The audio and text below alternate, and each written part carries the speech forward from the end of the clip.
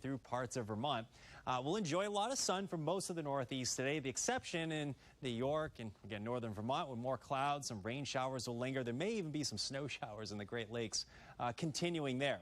Now 50s and low 60s will be common on Friday with full sun, low to mid 60s Saturday. I'm meteorologist Jasmine Lomax with a look at the Mid-Atlantic region. We'll start with plenty of sunshine and just a few clouds. Then by the afternoon, there will be the chance for a few showers. Much of that does clear, though, as the day ends and we head into Friday. It does look much nicer with plenty of sunshine throughout the day. Temperatures this afternoon will reach the 40s, 50s, and 60s, which is below average for many. Then overnight, expect another cool one as temperatures fall to the 30s and 40s overnight. I'm meteorologist Vitas Reed looking at temperatures in the 60s for the most part in the southeast. You get down into Florida, we're looking at a little rebound from those 60s we had yesterday. It looks like we're going to continue to see temperatures in the lower mid 70s, upper 70s as you get closer to West Palm and into Miami. But temperatures in those mid 60s over the southeast. Atlanta 63 degrees, Raleigh about 65. Clear skies as we see high pressure in control. The clouds are going to continue to wrap out of Florida, maybe a little recurring shower in the afternoon. Well, a very good Thursday. We're waking up to relatively a mixture of conditions across the Great Lakes. Most of us are going to stay dry, but temps, we have mid to upper 70s through Kansas, portions of Nebraska. You head into the Ohio River Valley. Temps are struggling below normal in the 50s. Next weather maker is going to continue bringing rain through portions of Michigan heading into your Thursday evening. And then we see a nice drying trend as we head into the end of the work week across the area. Good morning, I'm meteorologist Alex Garcia. Here's a look at your regional weather. We're waking up a little chilly up into Arkansas at about 36. Everybody else in the 40s and 50s all the way down into Brownsville, Texas. During the day today, we'll watch a weak trough line kind of move out across North Texas into Oklahoma. Things are going to be warming up. We're going to have plenty of sunshine today, and boy, is it going to be a quick warm-up. We'll look for 80s all the way from Oklahoma deep into South Texas. I'm meteorologist Alex Garcia. That's a look at your regional weather. Well, hi there, everybody, and a good Thursday morning to you. I'm meteorologist Shannon O'Donnell. Desperate for some change through the Pacific Northwest. We had some of the worst air quality on the planet on Wednesday in Seattle and Portland. Today, the sea breeze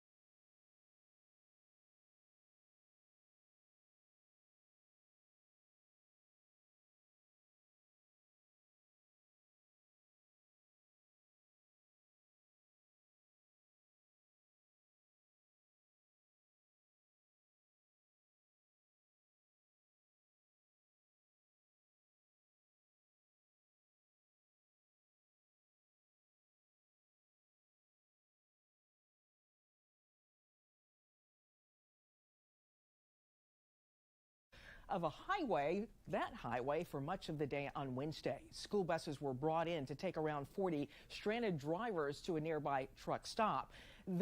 This man was driving on the highway when he suddenly saw the pileup. Before I got under the bridge, I'll just see all this pile up of all these semi trucks and cars, and luckily I was able to get out of the way on the shoulder, but it was just, I've seen all these videos, all these pileups because of the fog. This is the first time I've ever been in something like this. So it's kind of intense. One person died in the crash. Many others are injured. Crews worked for hours to remove the cars, trucks, and debris. A contributing problem was the fact that some of the trucks were leaking fluids. The Department of Environmental Quality and Hazardous Material teams were called in to help with the cleanup. The accident remains under investigation this morning. Well, a major milestone in the long recovery from Hurricane Ian. The bridge that connects Fort Myers to Sanibel Island is officially back open to island residents 3 weeks after being washed out by Hurricane Ian. The repairs are temporary fixes, but the reopened causeway allows recovery efforts to proceed with little ease. Now, last week, a convoy of bucket trucks and first responders were able to cross the bridge to do repair work on the island. A curfew from 9 p.m. to 6 a.m. remains in effect for the island. Well, this is a huge day for NOAA's Climate Prediction Center. It will announce later today this year's winter outlook. This is going to include the temperature and precipitation outlook for the nation. The report will also address the drought, and we'll have details on that report tomorrow right here on the National Weather Desk. Well, as for the weather right now, talk about cold air retreat. This is the last morning to have temperatures so low down in the deep south. The last time that we're going to see widespread low 30s showing up all the way down to Atlanta. This is a look at tomorrow morning. You're seeing 40-degree temperatures across the eastern third. You're pretty much hard-pressed to find any temperatures in the 30s. Probably some isolated areas up across the mid-Atlantic. And then high temperatures on Friday. You'll see the 66 in D.C., sure. But look at this. Oklahoma City, Dallas, Texas, close to 90 degrees tomorrow. And look at the warmth up north. Omaha, close to 80, 63 in Minneapolis, Minnesota.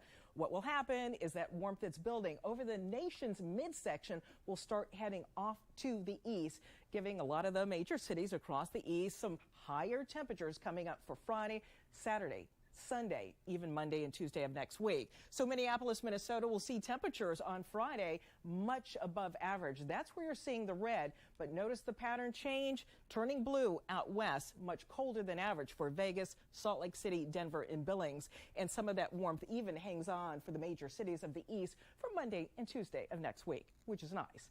Well, here's some of the bad news for people living in the Northwest. They're currently breathing some of the worst air in the world. The website IQ Air finds Seattle, Portland, and Vancouver are among the top 15 major cities in the world with the worst air quality. The reason? Those stubborn wildfires produce smoke that leads to widespread poor air quality. As of right now, over 50 large wildfires are burning across the Pacific Northwest and Canada. And the poor air quality has had a huge impact on life in Portland, with people advised to stay inside and avoid outdoor activities. The good news is that some of the much needed rain is expected to arrive tomorrow. But as nearby wildfires still burn today, Portland's air quality is considered unhealthy. Reporter Geneva Rayom is in Portland with a look at home that's impacting daily life. First, relentless heat, then smoky skies. Portland's fall as hidden as the downtown skyline. We have these smoky conditions out there. What is your number one piece of advice for people? Well, we're going to see a lot of variation in the air quality until the rain comes on Friday. So my number one piece of advice for folks is to check air quality regularly. Brendan Haggerty with Multnomah County Health says air quality will fluctuate, and that's certainly true depending on location. Midday Tuesday, Cedar Hills was moderate, and downtown Portland, unhealthy. Even northeast Portland and Sellwood saw drastically different AQIs. We expect a lot of variation over the course of the day and the next couple of days. In the unhealthy or red category, schools start to cancel or postpone outside games and practices, and the general public is pushed to follow suit and do more inside. Despite the obvious deterrence, runners pounded the pavement along the waterfront, and cyclists like Ian Kyle still circled the city. I was remarking to a coworker that it seemed like it was worse in 2020. If you do go outside, you should break often and keep activity light. And when you go home, after the sort of the wake-up call event of 2020, when we had such bad wildfire smoke, a lot of folks got home air cleaners. Today is a great day to be using those. And folks in the Pacific Northwest have a creative way to help fight the wildfires contributing to poor air. That plan involves, wait for it, cows. That story is coming up in just a few minutes. This is what's known as shoulder season, though, in Utah. One day it's beautiful and sunny, but the next day, hikers, backpackers, they find themselves stuck in a storm they didn't plan to see. And that makes search and rescue crews just a little nervous. Lincoln Graves is in Salt Lake City with more. Especially this time of year where the daylight goes down fast. Wayne Bassham shows off the basics of what people should bring into Utah's great outdoors, but he knows not everyone will do it. Yes, people will get caught off guard. It can happen any time of year, but right now, the fall, the danger can be insidious. You take a day like today, in the mid-70s, sun shining, it's a beautiful day, but just in a matter of, 72 hours, we're going to have freezing rain and snow in the mountains. Our upcoming cold snap can catch outdoor lovers off guard. It's happened before. Just last year, nearly 90 ultra-marathoners had to be rescued in Davis County. The race they were in took them to higher elevations, where they were met with unexpected snow and hypothermia for some.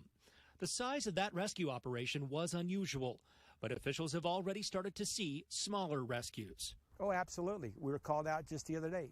Actually, we were called out Sunday night. Wayne worries more people may get themselves in trouble. They could be taking advantage of the beautiful weather we've been having, heading outside to see brilliant fall colors.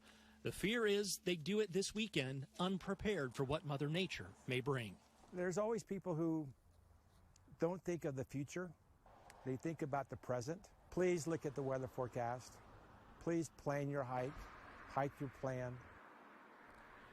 Now, take a look at this image of the iconic Pillars of Creation. NASA Webb Telescope took this photo using its near-infrared camera. The Hubble telescope first captured this formation in 1995. That's the photo on the left. The one on the right is the newer one. And while these arches and spires look solid, they're actually semi-transparent clouds of gas and dust. But by studying the pillars, NASA hopes to gain a better understanding of how stars are formed. And coming up on the National Weather Desk today is the Great Shakeout, an annual global event on earthquake preparedness. We'll talk with an expert coming up next.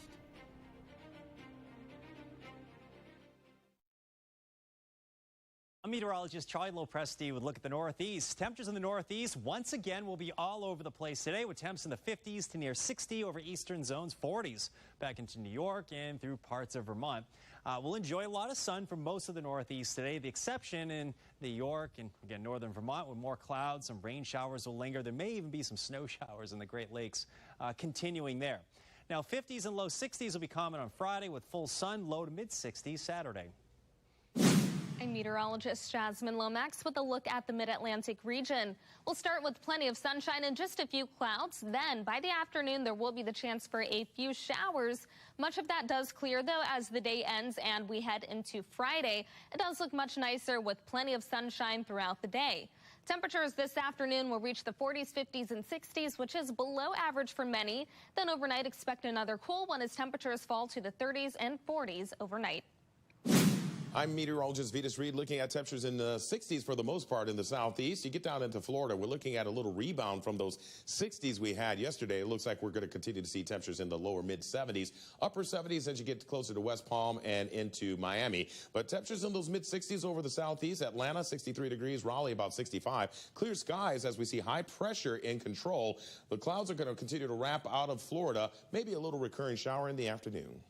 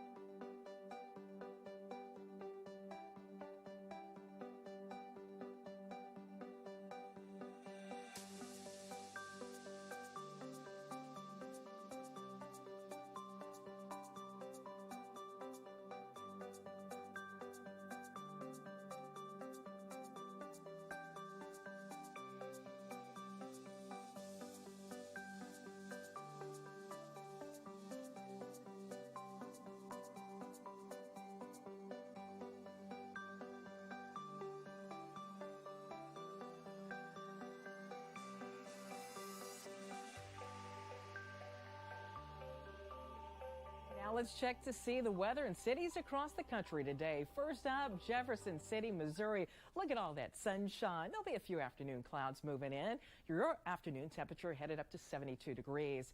And next we'll head over to New Bedford, Massachusetts with abundant sunshine in New Bedford. Your high temperature 60 degrees there. And now Johnstown, Pennsylvania, where partly cloudy skies are expected later today. Your high temperature just 50 degrees. And the last stop now all the way south to Dalton, Georgia, where cloud cover is expected to be moving in. Right now some sunshine hanging on. The afternoon just up to 62 degrees. Well, today is known as the Great Shakeout. And this morning at 10:20 local time, people across the country are going to participate in earthquake drills. The idea is to be prepared for when an earthquake strikes. And it's not just for people who live in California.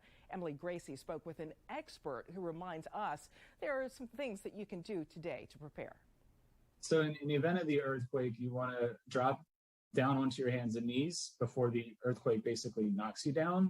This position will protect you from falling, but also allows you to still move if necessary. And the next thing you want to do is actually cover your head and your neck and your entire body if possible. You want to get underneath a sturdy table or desk if you're close to one. If not, it's recommended that you get close to an interior wall or next to low-lying furniture that won't fall on you. And again, cover your head and neck with your arms and hands. And the last thing is you want to hold on to that shelter. So if you're under a table, you want to hold on to that table, protecting your head and neck. And you want to do that until the shaking stops. And also be prepared to move with your shelter if the shaking shifts around you. But again, you do not want to run out of the building. That is the last thing you want to do. So you want to stay put, and then eventually you should be able to evacuate safely. And there's always a risk for aftershocks as well. So you got to keep that in mind. We predict weather, we forecast weather, we prepare for weather. Can you predict and forecast earthquakes? Earthquake prediction, it's not there. You can't do it. So that's another thing we try to suggest. We do fire drills, we do snow evacuation drills, evacuation rounds, when it's coming, but that's the biggest thing is the no notice event. And we don't have a crystal ball and make yearly predictions. You mentioned hurricane season and winter storms, but their earthquake season is 365, 24/7. For information about earthquake preparedness, head over to shakeout.org. Well, wildfires continue to be a problem in the Pacific Northwest. The goal is to fight the flames before they even start. Oregon researchers are looking into combining that technology with something that's very low tech. Christina Gardinelli is in Salem, just south of Portland, with the details. Studies show that getting a handle on that dried vegetation by creating fuel breaks can help slow down the flames. Oregon State University is partnering with the U.S. Bureau of Interior to figure out the best way to do that. Their latest research involves cows. David Bonnar is the director of the Eastern Oregon Agricultural Research Center. The virtual fence technology has allowed us to use these collars that we put on the cattle to restrict them to a certain area. The technology creates a virtual fence by using radar to detect when cows go out of bounds. Their collar makes a noise that they associate with a low-level shock, which then pushes them back into the fuel break. Our target was to reduce the amount of forage there by 50%, and we were very effective in doing that. He says this new technology is a cost-effective way to build fuel breaks that can significantly slow down fires. Right. Well, air quality across much of the Northwest continues to fluctuate because of the wildfires that are burning there. Some areas have air quality that's reached unhealthy levels for sensitive groups this week. The Bolt Creek fire has been causing problems for local schools since it started back in September, but air quality meters are helping officials keep kids safe. Denise Whitaker now in Seattle. I don't like going outside because of smoke. It's been rough, man. I normally walk to school every morning. But the smoke's been so bad from the Bolt Creek fire that Hayden Walker's parents have been driving her many days. The district also had to cancel classes September 12th, right after that fire started. It's been hard on staff, students, and community members, for sure. Superintendent Dan Chaplick tells me they just installed this new air sensor at the high school on Friday. That day, the The fine particle pollution index reached 250, which is very unhealthy or hazardous, according to the State Department of Health. And it forced the cancellation of Sultan's homecoming football game. Me and my friends were all looking forward to it. They moved some activities into the gym Friday, where the HVAC system's been working overtime to keep indoor air healthy. Having this much smoke hang around for this long is just kind of unprecedented. Superintendent Chaplik tells me he certainly could have never written this script, first going through COVID, now through these air quality issues, but having those additional sensors will certainly help the district make good decisions for the safety and health of both students and staff. Fall leaves, they are beautiful, but they also pose some hidden dangers. Leaves can clog storm drains, leading to minor flash flooding. Blowing leaves can limit visibility while driving, and falling leaves can cause damage to your home if they clog your gutters. But to find out the biggest threat that those leaves pose, let's head to meteorologist John Gum in Cincinnati. Well, as the seasons change across the country, one of the things we start thinking about are travel impacts due to snow and ice as things get colder. But one thing you might not think so much about is the travel impact that wet leaves can have on the roadways. It's almost equivalent to ice as far as how it increases your stopping distance. I've got 3 cars here traveling along. One stops on dry pavement. Now, when you stop on dry pavement, let's say the stopping distance with dry pavement for any of these cars is about 80 feet. All right? When the pavement gets wet, though, that stopping distance increases. It doubles to about 160 feet. That's just on wet pavement.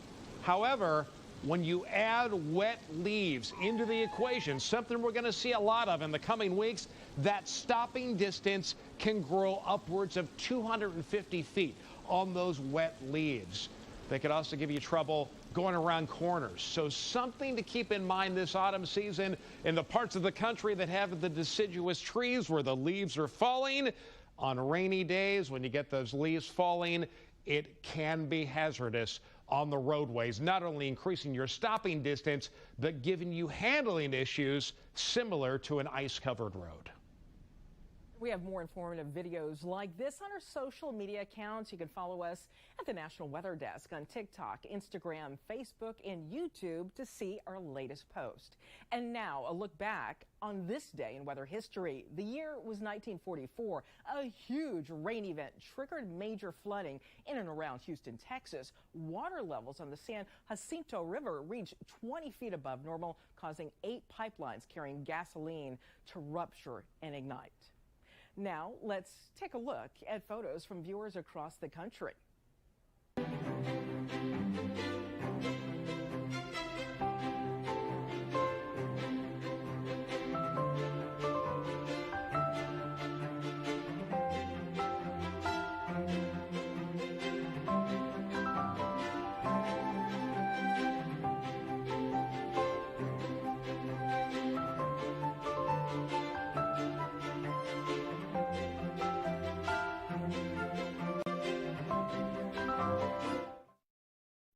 A very good Thursday. We're waking up to relatively a mixture of conditions across the Great Lakes. Most of us are going to stay dry, but temps, we have mid to upper 70s through Kansas, portions of Nebraska. You head into the Ohio River Valley. Temps are struggling below normal in the 50s.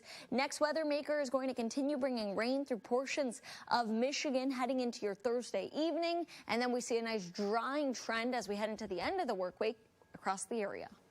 Good morning. I'm meteorologist Alex Garcia. Here's a look at your regional weather. We're waking up a little chilly up into Arkansas at about 36. Everybody else in the 40s and 50s all the way down into Brownsville, Texas. During the day today, we'll watch a weak trough line kind of move out across North Texas into Oklahoma. Things are going to be warming up. We're going to have plenty of sunshine today, and boy, is it going to be a quick warm-up.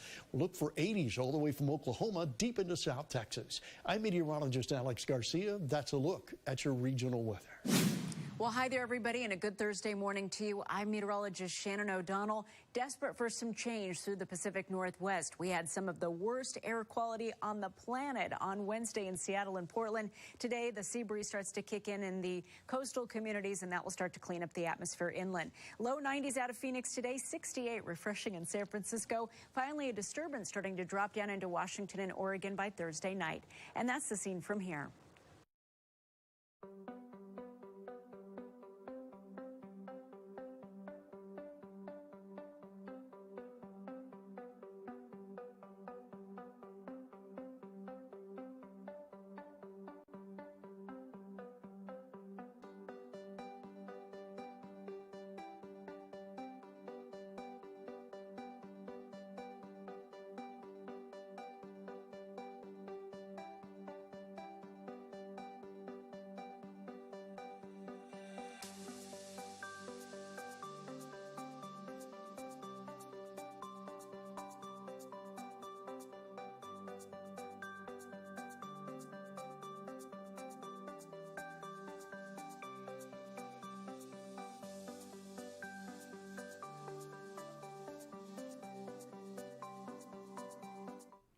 Now to a segment that we call Social Meteorology. This is where we turn to our team of 200 meteorologists across the nation to help you better understand the weather.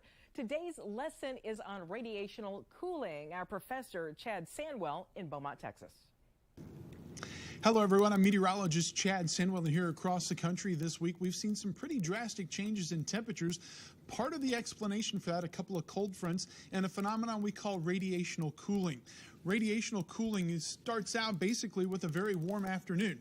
The sun heats up the ground and temperatures warm up. For example, here in southeast Texas over the weekend, we hit 90 degrees, well above normal for this time of year.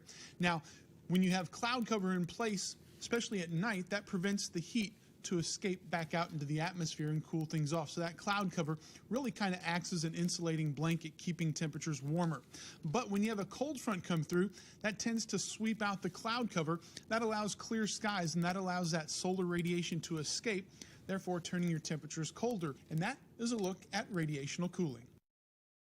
For more great content, follow us on Facebook, Twitter, Instagram, TikTok. All you have to do is search the National Weather Desk, and we'll be right back after this.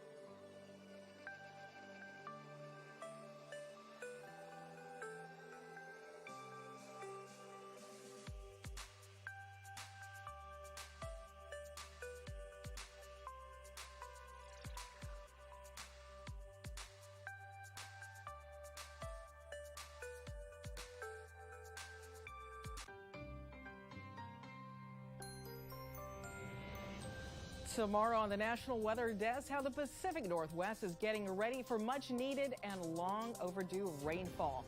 Thanks for spending your morning with the National Weather Desk. I'm meteorologist Veronica Johnson. Make it a great Thursday and keep an eye on the sky.